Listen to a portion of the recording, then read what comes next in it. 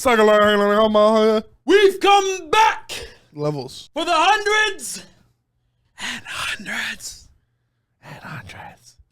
I don't know where you're going with this. The Rock. Oh, you ever seen The Rock do that?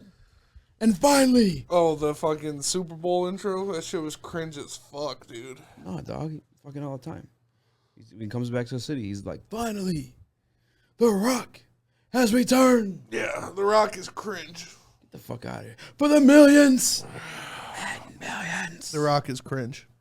The Rock is not cringe. The Rock is 100% cringe. He's cringe. Whatever, dude. Fuck you, bro.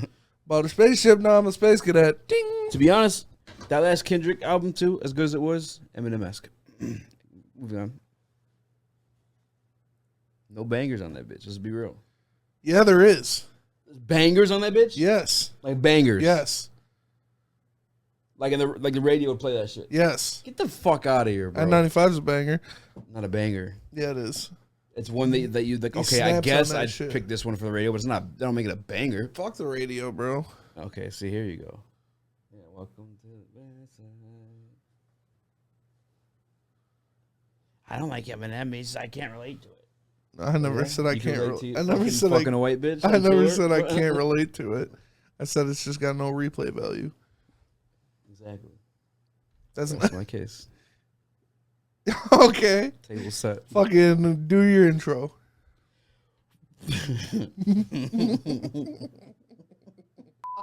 I forgot what I even say. What up, though, ladies and gentlemen? It's your boy Easy here. Woodward Heavyweights. Shout out my boy Ready. Shout out my boy Ready. What up, though? Welcome to Woodward Heavyweights. It's your boy Easy. Join my man Kung Fu Spinny, aka Spin More Racks. What up? What up? What up? What up? What up? What up? What up? What up? AKA got a brand new dog from the Better Rate Mortgage Studio. Shout out Better Rate Mortgage, baby. Better rates, better family, better time, better dick. It's all there at Better Rate Mortgage. Whatever you need. Whatever you need, they got it for you. No, we got that shit, dog. So hit up Better Rate for your mortgage needs, for your sexual needs. Cause I know my boy Nick Leach over there look like a snack in them golf pants. Boy, I'm gonna have to hit up Better Rate later today. Boy, quit playing with me before I bite your ass. Boy. Walking around here, them two tights, 22s. Walking around here with them all caked up on a Monday afternoon. Nick Leach caked up in this motherfucker. Double caked up on a Monday afternoon. Can I help you with some laundry, ass boy? Yeah, for real. Let me get a cup of sugar, ass boy. Hell yeah, boy. Your fat ass boy.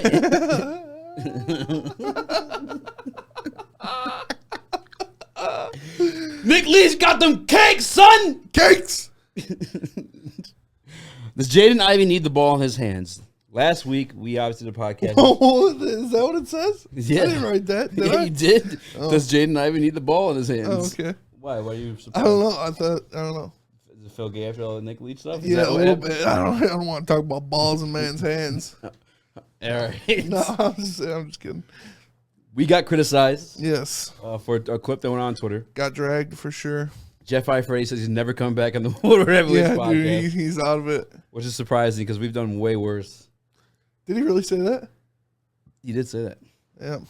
I don't know if he meant it, but little does Jeff know we could fucking kidnap his ass and put him on the podcast.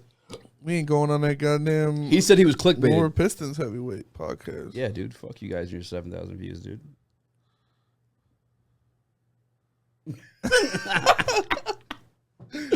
All right, we were giving our opinions on NBA draft prospects, right? Yes. And it's not that we didn't like Jaden Ivey, he wasn't our favorite. Yeah. And all right, first of all, where you at with the whole Jeff thing? Do you think I clickbaited him? I mean, the title was a little misleading. It just sounds like. Yeah, it says sounds like aren't fans of Jeff Eifrey and the Woodward Heavyweights hate Jaden Ivey to his core. I didn't. So okay, I mean, it was a clickbaity title. But then also, when you click the video, Jeff's still speaking like his opinion. Yeah. So the people like in the metaverse are fucking stupid, which they are. a lot of not people listening to our show. These are the most intellectual people, Smartest people out there walking the fucking earth. We know that because they clicked the like button just now. They clicked it. They liked it. They subscribed. They shared it, dude. Yeah. Fucking smartest people alive. Geniuses. Hands fucking down. Yeah. But big dicks too. Giant. If you're a girl, like lady cocks too. Like if giant you're a girl, fucking, that bitch is fucking. you know what I'm saying? Yeah. All right. Where was I going with that one? Oh, I don't remember what the fuck I was saying, to be honest with you. I think I was saying, like, we just didn't like him as, like, our favorite pairing. Well, yeah. I don't know. Yeah, no, I mean, I even said, like, I liked what I saw out of him. I admit I double-taked, or that dog take might have been a little too far. That like was I said. the only one that I didn't like, yeah. It was a little recency bias of seeing him go out sad with 9 points in the tournament. You know, watching him, he's got the attack mentality, he's got that mindset. But like I said, you would have wanted to see him do more in that tournament game. You'd want to see him say, "I'm putting the team on my back. I'm gonna go out there. I'm gonna draw," because he's better than all those kids on St. Peter's. He's a better player. He's more athletic. You know, he has more skill.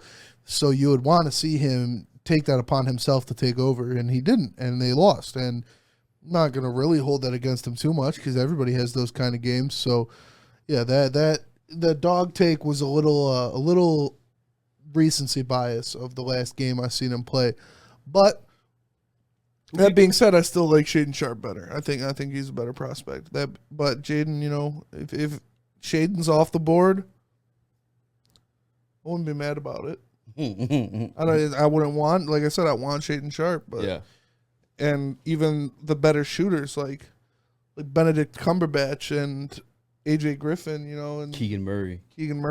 I think Shaden, I mean, obviously we don't know at the collegiate level, but I think Shaden, like, to a degree, is a better shooter too. Like, yeah, he is. When people ask around, like, the people who's in the know, or you know, scout this shit religiously. Out of his mouth himself, that he was asking, you know, who are your comparisons? Comparisons for the people wondering.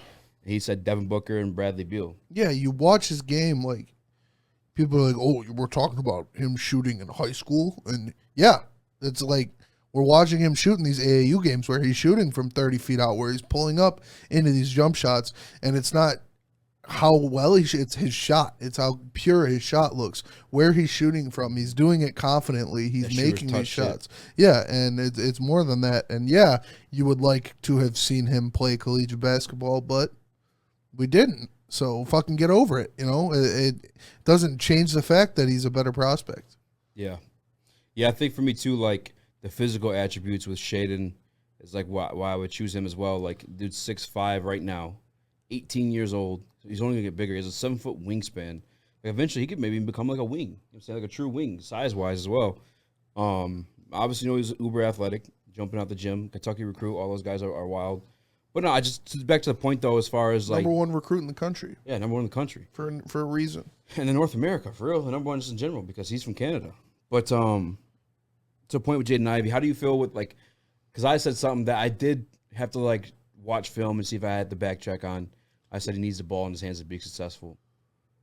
You watch more like Purdue basketball than I'm just doing like film shit right now and like reading shit. Mm-hmm. How do you feel about that take? I mean, in half court offense.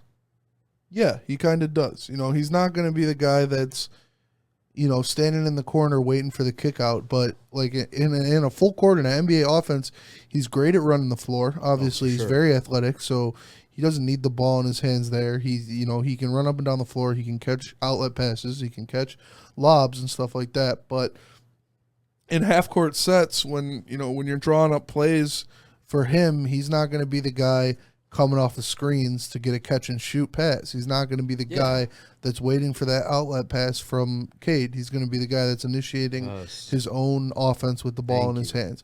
And obviously he can grow into that. You can, you get your shot a little better. You get more comfortable with catch-and-shoot. You get more comfortable with coming off screens. And he did that to a point at Purdue, but that wasn't where he was most effective. That wasn't where he was at his strongest. He was at his strongest when he had the ball in his hands and he was initiating offense. He was attacking guys. And there's a difference between, needing the ball in your hands like that and when people say, oh, he doesn't need the ball in his hands because he runs the floor so well, it's, yeah, the NBA it's a lot of fast break. There's a lot of stuff like that. But when it gets down to, playoffs and stuff like that, that shit tightens up. Yes. And it's a lot more half court Thank sets, running offense. We see it, because you're playing these great defenses. You're playing against great offenses that they're not going to give you a lot of fast break opportunities. Obviously, they still happen with turnovers and long rebounds and missed shots. But when it comes down to game-winning situations and playoff basketball, half-court offense is very impressive, and it's very important. And that playing off the ball in a half-court offense is not Jaden Ivey's strong point. Yeah, and then there's the thing, too, people say he doesn't need the ball. Like, you're trying to tell me that he's a catch-and-shoot guy? Yeah, he's not. He's not. No. He's not. Oh, you want to say, there's a lot more spacing where you just cut to the rim? At 6'4" in the NBA, okay, how explosive you are, you're not fucking cutting the rim and just yamming on the fucking entire team and being dominant that way. I mean, that's not a dominant. Yeah, it happens every once in a while to play, right? You're not fucking winning games like that. Like, dog, again, 6'4", like, I don't know, man. It's a different level of, like, centers, power forwards. Like, the bigs just, like, aren't going to fucking get shit on like that. it happens. It'll definitely happen. And with his athleticism, he can make it happen to where he can go to the hole and shit on guys like that because he's so explosive. But if they don't respect his outside shot and they don't respect him moving without the ball, that cuts a lot of those opportunities off where it seals up those lanes to where you got guys that are playing, a foot, 2 feet off of you because they don't got to worry about you catching and shooting real quick. So when you get the ball, yeah, they might take a step up, but they're not gonna respect his catch and shoot shot. So that it opens up like backdoor cuts and stuff like that. But you can only do it so many times in a game, and you can't rely on backdoor cuts as your go-to.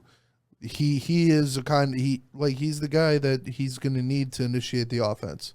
Yeah, the most other than in fast break situations. Yeah, and the most elite part of his game is beating people off the dribble. Like, you don't do that without the ball in your hands. Yeah. You know what I'm saying? That's true. He's not an elite passer. Like, and don't get me wrong. Like, this is starting to sound like I'm hating on the kid, and I'm really not. I truly believe Jaden Ivey can be sweet in the NBA. I think he'd be a good player. Yeah. As the man on his team. Yeah. As the John Morant. As the Westbrook when he was in OKC. I'm saying like I feel like he needs to be the guy in order to have success. Because other than that, like he's just not. It's not a winning formula. Look at the 4 teams in the conference finals right now. Which team mimics that play style? None. None of them. That's like the James Harden, Russell Westbrook Rockets teams. Like that. That's that stuff doesn't really get it done. It's we saw it this year. With LeBron and Westbrook, where you got these 2 ball dominant guys who aren't the best shooters. That it doesn't work out like that, and nobody is more athletic than Russell Westbrook. And nobody is more explosive. Maybe not now, but then Russell Westbrook. That's what he's known for, that nuclear athleticism. And I personally think we need a better shooter because that's what this team was lacking. This team was lacking shooters. Yeah. We have Sadiq and, Cade. I hope Cade improves. I think he will. I mean, he's got the shot. He'll improve. Yeah. But it kind of falls off a cliff after that. We don't really have guys that are snipers out there, and I'm with you. Getting a guy like not even like if it's not Shaden Sharp, if you get a Benedict Mathurin, you get a Keegan Murray, you get guys that are you have to contest for them. You can't leave them alone. If you're in a half court set and Jaden Ivey's standing in the corner, you don't have to worry about that nearly as much as you would a better shooter. You can't detach from a guy who shoots 40% from the 3-point line. You can't do that. When it's Jaden Ivey, who is a guy that is not known for his catch and shoot ability, you can play off him. You can clog the lane a little bit more, and it's tough. And I like it, like you said. I like the kid too. I think he'll be a good player. Yeah, but he is my 3rd pick. If all 3 of them are there, he'd be my 3rd pick out of the 3. Yeah, and I admit to I get where some of the people are coming from because you do watch this kid and you're like, how can you pass up on that? But it's just not a winning formula of basketball. Like it's not even an opinion at this point. It's just not. You couldn't name that type of pairing that's won an NBA championship. The only one where you're getting a 3-level scoring facilitator with a slashing guard that's not great at shooting, LeBron James, Dwayne Wade. Yeah. You draft Jaden Ivey, and you literally be asking them to be LeBron fucking James and Dwayne fucking Wade. And don't forget one of Dwayne Wade's strong suits. Actually, I'm just gonna say it right now, probably the best defensive shooting guard all time. If not, I know he's the most blocks. He's probably number 2 behind Jordan. Jordan, yeah. Joe D. He's one of the best defensive one guards. of the you know what I'm saying? Yeah, for sure. And the best shot blocking guard of all time. For sure. And that's attribute that Jaden doesn't have. Yeah. You know what I'm saying? Like, we literally be asking them to replicate that. And even at that point, LeBron James, Dwayne Wade kind of didn't fulfill what they were, like, could have been had Dwayne Wade actually had a consistent shot. 6. Yeah, you know what I'm saying? 7. Like, they struggled, bro. They lost to the Mavs. That was embarrassing. They got that one against OKC. Yeah. And then they barely won against the Spurs. Yeah. Lost to the Spurs and broke up. Yeah. It's just not a formula for success. And that's with 2 of the top, fucking 20? But D-Wade's top 20. 2 of the top 20 players of all time. Oh, yeah. Like, hands down. LeBron's top fucking 5. D-Wade's the 3rd best shooting guard in NBA history. You know, like, it's tough. You can't ask a rookie to be that. You can't ask, and that would put more stress on Cade to try to get him involved, to try when, I don't know, I think it would just be easier for the offense to have a guy that you can kick it in the corner and he'll hit the shot. He'll knock the shot down.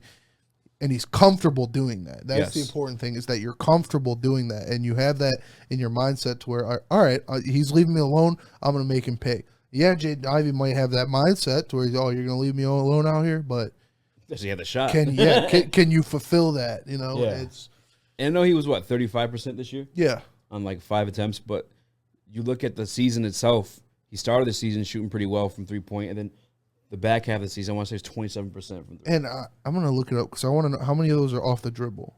That's a good point, too. The other thing, too, with I guess the point of like maybe wanting like a Keegan Murray, obviously, other than making the 3-point shot, I'm just trying to think of like, because I don't want to sound like a fucking hater, man. Oh, this is the other point I wanted to make. Why? How and why were we so in love with the idea of spreading the floor with a Jabari Smith? Yeah. With a Chet Holmgren, with a Paulo Banchero. But when it comes to Keegan Murray, oh no, there's no way you take the explosive athlete. How does that like thought process of winning games like just leave your head all of a sudden? It's the highlights, man. It's the highlights. They're sexy. I get people fall in love with it, definitely. So he shot 21% on mid-range jump shots. He shot 35% field goal percentage on catch and shoot jump shots, and 30% on catch and shoot 3-pointers. So that's not bad, but it's not great. It's 30%.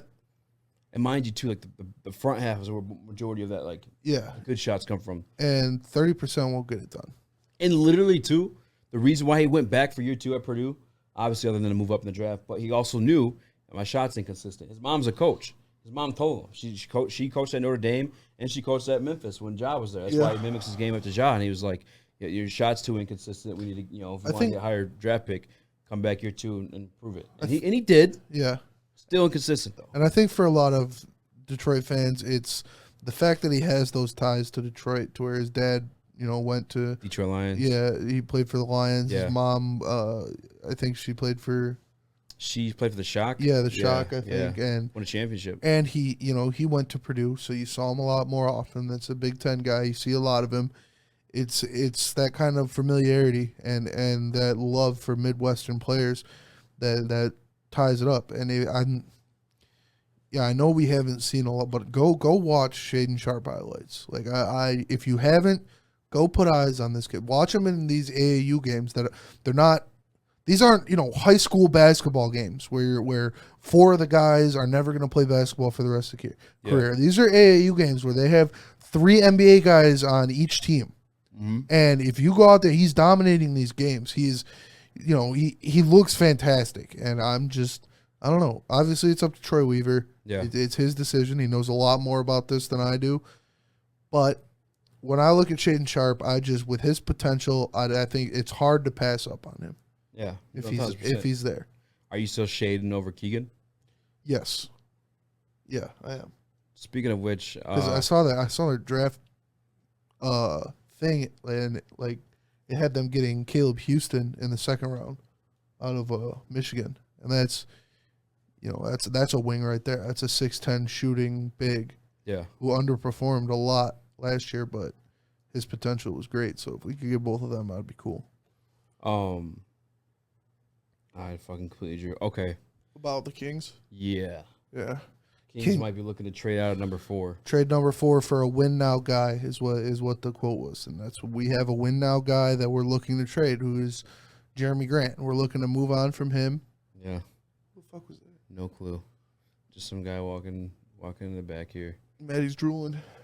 Yeah, he's right up her alley. He's walking pretty feminine though. I don't know. But so she's her type, his type.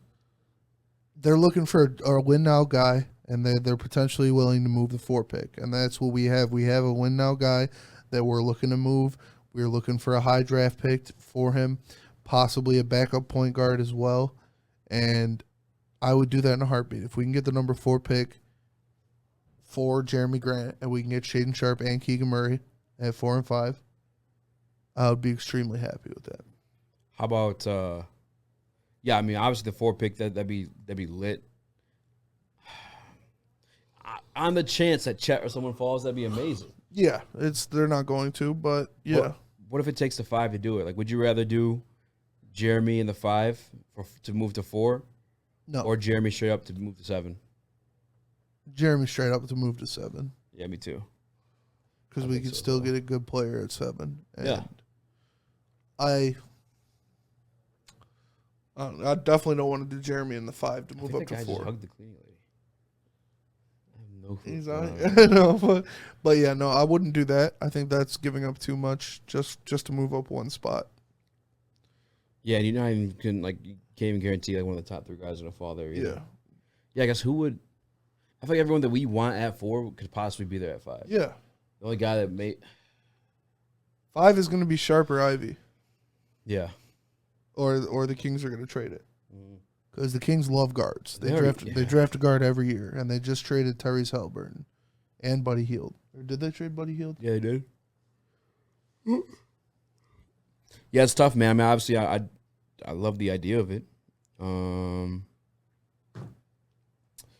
I just don't know. Yeah, I don't know if I'd be willing to do 5 and Grant Fort because I'm kind of like just cool either way. Yeah, I'm not doing that. It's we have 3 guys. Even if it's Ivy, I'm like fuck, but yeah, like between maybe it works. It's gonna be some exciting basketball. To I'm watch, not saying for sure. fuck if it's Ivy, you know. That's, yeah, but he's at least trade bait down the road. There's right? 2 of those guys that are guaranteed to be there between Shaden, yeah, Ivy. See, so confused. What the fuck's happening? Did you see it? Yeah. What is? Is that her son or something? Maybe it's her husband. That'd be funny. But Shaden, Ivy, and Keegan, 2 of them are guaranteed to be there at 5. So I wouldn't trade the 5 and Jeremy Grant to move up 1 spot. 1,000%, I'm with you. I would trade Jeremy Grant straight up though for 7, for 4 or for 7. Yeah, but I don't think they're doing that. I mean, other than 5, what would you? Kings are a fucking shit show, dude. They are a shit show. You're not lying. That's true. I hope. Oh man, that'd be fucking crazy. And we keep 5. Yeah, 4 and 5. Would you go Shaden? Shaden and Keegan. Yeah, all day. Yeah. You know, Keegan has a twin brother, by the way. Really? What's his name? Kel? Fucking Ralph. I made that up. But he has a twin brother. Draft him too. Did he play ball? And his family's from Michigan, from Battle Creek. Really? Yeah, it's crazy enough. He looks like my nephew's dad. I text my nephew this morning. I'm like, you better find out you related. Can he play ball? My nephew? His brother. Yes, he's on Iowa too. Really? Oh yeah. So sometimes watching film, I get fucked up. Yeah, they're like Murray to Murray. Yeah. I'm like, oh, whoa, wait, hey. But we got some more stuff in the prep, and we also got to do. I had to do the bet show. I apologize. This should be a short episode. We just clip it up too. I ain't really tripping, but this is gonna be a fun topic. You want to keep basketball, or do you want to jump to football? Oh, it's up to you. It's up to you. We got the Joe D stuff. Oh, we had the. Yeah, no, get that off your chest. You've been.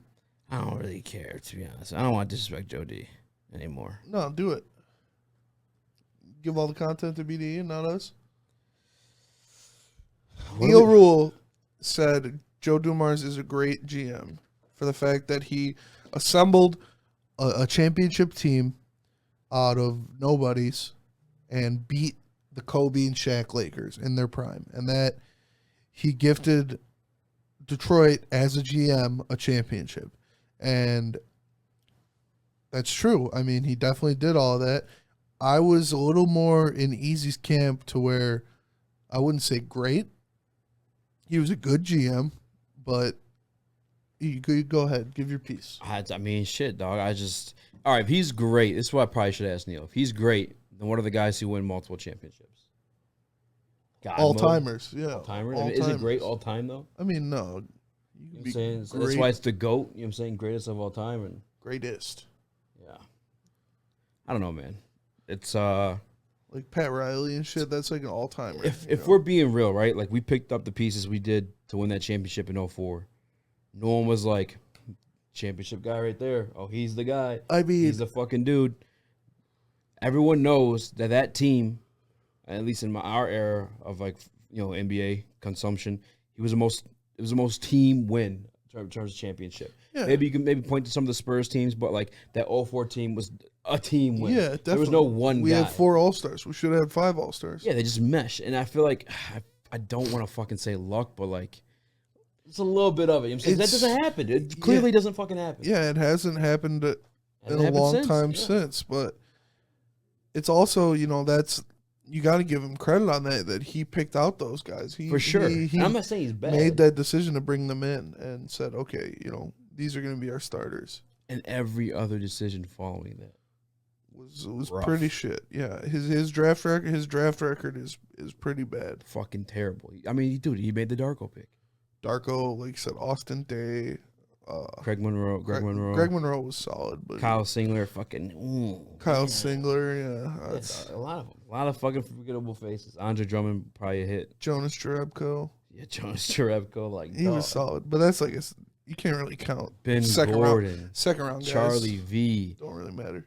All right, so you want to make the argument that the owner, Bill Davison, died at that point, and they said this is the only money you got to spend until we sell the team. You didn't have to spend it. You could have made that cap up. Like, I mean, you could have fucking traded shit away. You know your shit at fucking drafting. Like, on top of that, though, moving on to new ownership, Josh Smith. Like, I think the Josh Smith contract is the worst of all time in terms of Pistons. I think it's worse than Ben Gordon's. That was fucking awful. You tried to just throw out 3 bigs, like Josh Smith, Greg Monroe, and Andre Drummond. Yeah, I remember the platoon of coaches that kept like cycling through. Yeah, who else did we sign the Josh Smith years? Try and look. I could look real quick. There's another bum that was on that team. Bro, it's quite a few, man. It was quite disappointing. I'm gonna do 2014 Detroit Pistons. Yeah. I mean, we paid Stuckey. I mean, dude, Rodney Stuckey was our leading scorer for like that whole stretch of us being trash. Trying to see who's on this 2014-2015 roster. So we had Joel Anthony, DJ Augustine, Caron Butler. Caron Butler got paid by us. Caron Butler, yeah. KCP, probably his best draft pick. Yeah, probably. Remember Gigi Datomi? I thought he was going to be sweet. I'm like, we got the fucking Italian MVP, bro. Yeah. Traded away Spencer. Let's include this, Spencer by the way. Dinwiddie. Traded away Spencer Dinwiddie. Chris Middleton. Traded away Chris Middleton. Actually, this might have been Stan Van Gundy. Those were his. That's what I thought. Stan Van Gundy paid Josh Smith. No. Joe Dumars definitely paid Josh Smith, but I think Van Gundy drafted KCP and Coach Stan Van Gundy. So Joe D's last season was 2013-2014. Who was the head coach? Maurice Cheeks. Okay, Mo Cheeks. Yep, and the Johnny Lawrence before then. Chauncey Billups, Will Bynum. Oh no, I guess he did draft KCP. It's probably his best draft pick, KCP or Andre Drummond. Josh Harrelson, Brandon Jennings, Jonas Jerebko, Tony Mitchell. Tony Mitchell's supposed to be the next Big Ben. Remember him? Yeah. Greg Monroe, Kyle Singler, Peyton Siva, Josh Smith. Oh, dude, such a bad signing. Yeah, then Charlie Villanueva, Rodney Stuckey. Yeah. I remember that team was off to a real good start when Brandon Jennings was healthy because Brandon Jennings was fucking balling. I remember that. We were like 4th in the East, and then Brandon Jennings got hurt, and we fucking fell apart. Yeah. Actually, I think you're thinking about the year after that, though. Am I? Yeah, because remember the Form the Fucking Wall? Yeah. That was that year. Yeah. Form the fucking wall. Yeah, dude. Stan Van Gundy. Yeah, I don't know. Fuck, man. A lot of bad. Stan Van Gundy made a lot of bad picks, too. Van Gundy was bad, too. At least Joe D had a championship. Yeah. I'm not saying he's bad. I just, with great, I don't know where I fall in terms of. That's the whole thing is you never said he was a bad GM. You just said he wasn't great. Neil's saying he's great. And I agree with that to a point. But it's hard to win a championship in the NBA, especially in Detroit. especially in a small market. And 1,000%. And he did that. And we've seen, these small market teams that come up, and small market teams like OKC, like these other teams that have these insane rosters, OKC, Utah, these great rosters, all-stars, and don't get it done and don't win the championship. And then they fall apart. And then they can't sign the rest of these guys. And then Brooklyn and the Lakers and other teams fucking pick their all-stars off those rosters and go and win championships. And for him to assemble a team like that in Detroit and win a championship is very impressive. Although it's not, I wouldn't say he's great. He's very good. He's not great as a GM. Entire body of work, yeah, he's great. Obviously, he brought 3 championships to Detroit, and he's one of the best Pistons of all time. I love Joe D, but not a great GM. Thank you. Case settled. He's good. He's a good GM, but he's not great. All right. On to the. Sorry, this is a little slow pace. We're like halfway rushing, halfway not, because our intern just came in, so I'm gonna have him do fucking bet shit. Oh yeah. Hallelujah. Shout out Woodward Bets. Make sure you guys check them out too. This football topic I think will be a fun one to discuss. So we got the Jaden Ivey stuff. We got the Kings trade. Which Detroit Lions receiver is going to have the best year this year? I think it's going to be Amon-Ra again, honestly, because I think Jared Goff isn't going to do enough to utilize DJ Chark or Jameson Williams as they should be. And Amon-Ra is going to have a lot more open space than he did last year. He's going to have a lot more eyes off of him. He's going to have a lot more defenders off of him than he did last year. And I think he's going to have a big year. I think he's going to be eaten up on the middle. Obviously, he was Jared Goff's safety valve in the second half, and that's going to continue because that's the most chemistry he has with the player. Yeah, is because Swift was out a lot, Hawk was out a lot, and him and Amon-Ra grew something there. And yeah, DJ Chark and J-Mo might be better weapons, but Amon-Ra he had like a 78% catch rate last year, which is third among wide receivers in the NFL.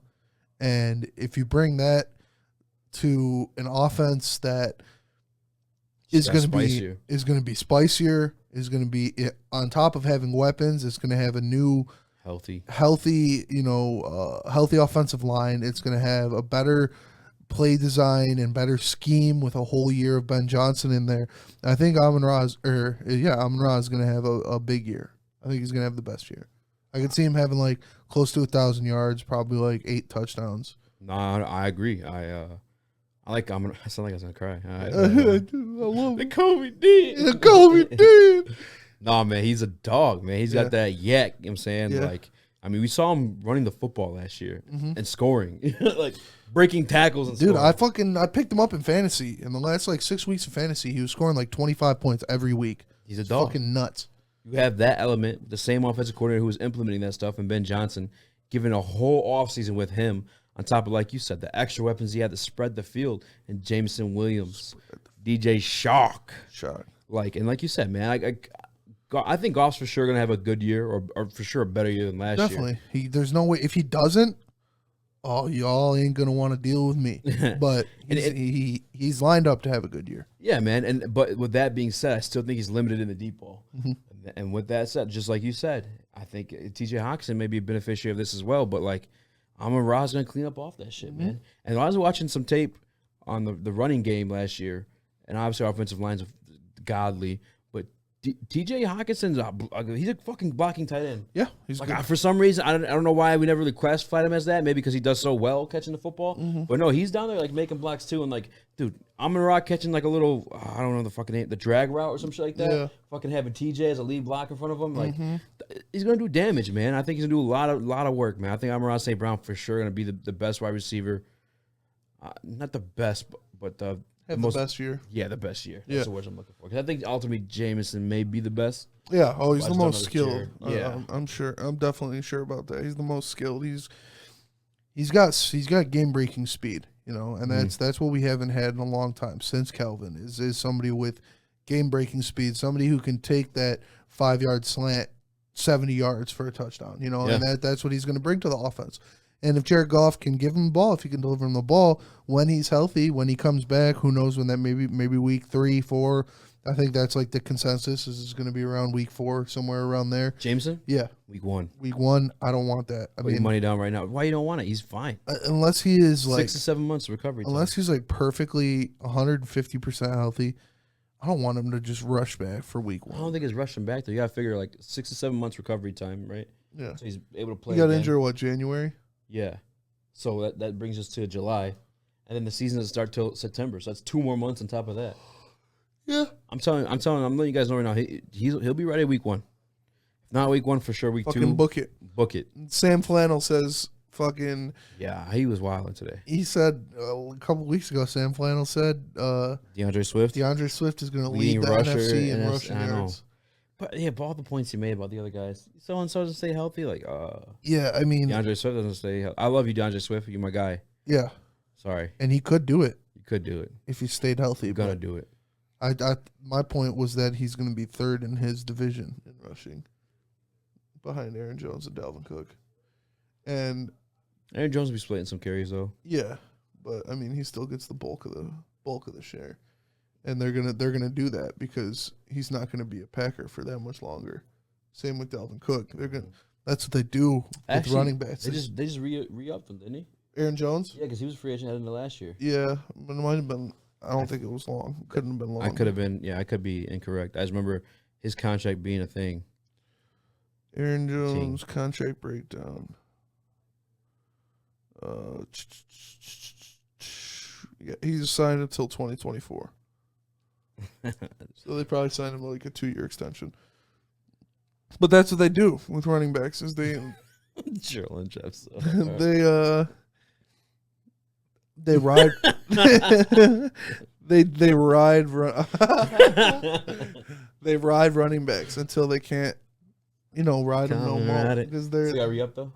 He got re-up for like 2 years, until 2024. But still, they're gonna give him the bulk share of the carries. Yeah, AJ Dillon is a monster, but Aaron Jones is different. I think some other shit. This is not really in the prep. But I'm just like thinking out loud, like looking at the schedule. In the division and obviously improvements on our team, like technically winning the division shouldn't sound crazy, but I just can't see it, so I can't like allow myself to even say it. What, that we're gonna win the division? Yeah, we're not gonna win the division. Do you think 10 games is crazy? I don't think it's crazy. I think it's it's kind of like close to the, you know what I'm saying? Just a couple injuries here and there. Granted, that may happen our way, but it's just hard to say. That's what I'm saying. It's like it's fucking feels crazy to say, but like if you're like really looking at shit, it's like I think we're gonna win 7 games. I don't think I don't think 10 is a little much. I don't want to say it's crazy, but it's not gonna happen. It's not likely. I'm not gonna say that we're gonna win 10 games. Such an easy, very easy schedule. Yeah, we got a good schedule, but the division's tough, man.